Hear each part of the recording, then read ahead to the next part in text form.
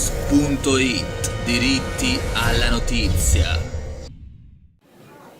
Allora, eccoci qua, Street News con Antonio Manganiello da Kiss Kiss Napoli al Teatro Nadur di Cicciano, il primo spettacolo da solo, diciamo, in questa avventura. Antonio Manganiello si emoziona, com'è?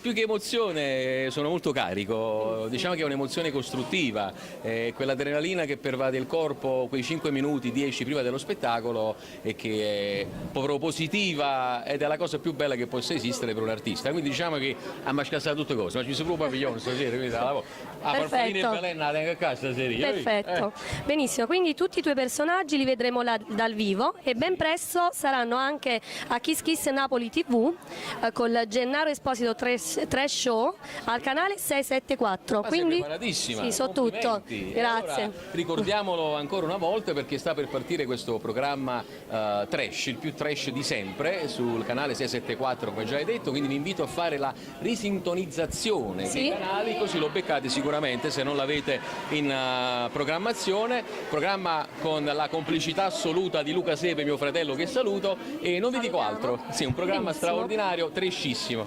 Grazie Antonio, in bocca al lupo per la tua serata e ci vediamo presto. Seguiteci su Street News. Ciao! streetnews.it, diritti alla notizia.